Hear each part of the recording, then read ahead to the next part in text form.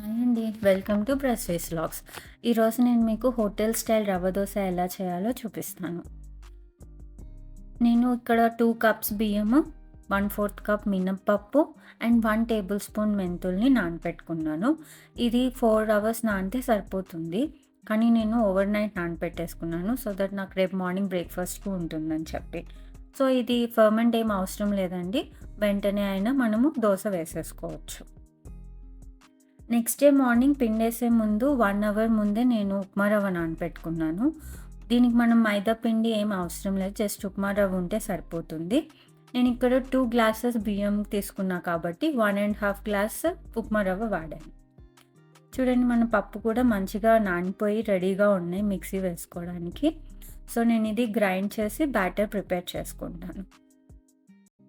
చూడండి బ్యాటర్ అనేది ఈ కన్సిస్టెన్సీలో ఉంటే సరిపోతుంది. అండ్ దీన్ని మనం ఒక 2 డేస్ ఫ్రిడ్జ్‌లో పెట్టుకొని కూడా స్టోర్ చేసుకొని వాడుకోవచ్చు. దీంట్లో మనము ఉప్మా రవ్వ నానపెట్టుకొని ఉన్నాం కదా! అది కూడా యాడ్ చేసేసుకొని మంచిగా వాటరీ కన్సిస్టెన్సీ వచ్చేటట్టు కలుపుకోవాలి. ఇక్కడ నేను 2 కంటైనర్స్ తీసుకున్నాను. ఒకటి ఫ్రిడ్జ్‌లో స్టోర్ చేసేసుకుంటాను. ఇంకొకటి ఇప్పుడు బ్రేక్‌ఫాస్ట్‌కి వాడేస్తాననమాట. వాటరీ కన్సిస్టెన్సీ ఇలా ఉంటే సరిపోతుంది. ఇన్ కేస్ మీకు వాటర్ ఎక్స్ట్రా పడతాయి అనిపిస్తే ఎప్పుడైనా యాడ్ చేసుకోవచ్చు. నేను ఆల్రెడీ సాల్ట్ కలిపేసానండి. అందుకని ఓన్లీ జీలకర్ర, మిర్చి అండ్ కరివేపాకు మాత్రమే యాడ్ చేస్తున్నాను. ఆనియన్స్ అండ్ క్యారెట్ కూడా నేను దీంట్లో యాడ్ చేయను. విడిగా దోస వేసేటప్పుడే దోస పైన వేసుకుంటాను.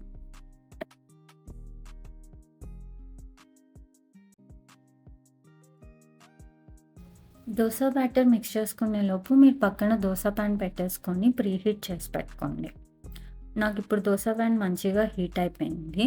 సో నేను ఇప్పుడు మిక్స్ చేసిన బ్యాటర్ని పాన్ మీద వేసుకుంటాను. మీ దగ్గర పెద్ద గరిటె ఉంటే పెద్ద గరిటెతో వేసేయండి. అప్పుడు ఒకేసారి పిండి అనేది స్ప్రెడ్ అయిపోతుంది.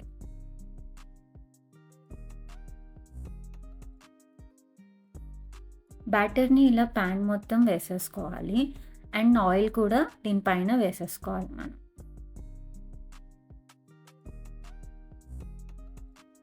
నెక్స్ట్ దీనిపైన నేను గ్రేటెడ్ క్యారెట్ అండ్ ఆనియన్ని కూడా స్ప్రెడ్ చేసేసుకున్నాను.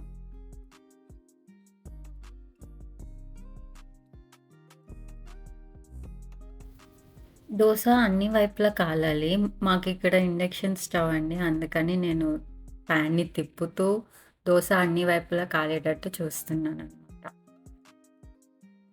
ఒక ఫ్రెండ్లీ టిప్ అండి ఇక్కడ. ఇన్ కేస్ కనుక మీకు పేషెన్స్ లెవెల్స్ 0 అయితే రవ్వ దోస మాత్రం ట్రై చేయొద్దు. కొంతసేపటికి ఇలా రవ్వ దోస పెనం నుంచి సెపరేట్ అయిపోతూ ఉంటుందన్నమాట. ఇప్పుడు మీరు తీసేసుకొని సర్వ్ చేసేసుకోవచ్చు. చూడండి దాని టెక్స్చర్ నాకైతే చేసేటప్పుడే యమ్మీగా తినేయాలనిపిస్తుంది. సో ఇంకా లేట్ ఎందుకు, ప్లేట్ తీసేసుకొని సర్వ్ చేసేసుకుందాం. Hotel style crispy dosa ready. ఇంకెందుకు లేట్, చకచకా చట్నీ వేసుకొని గబగబా తినేద్దాం. ఆగండి ఆగండి, అప్పుడే వెళ్ళిపోతున్నారా? వెళ్ళే ముందు నాకు ఛానల్కి సబ్స్క్రైబ్ చేయండి. వీడియో నచ్చితే లైక్ చేయండి అండ్ మీ ఫ్రెండ్స్కి షేర్ చేయండి.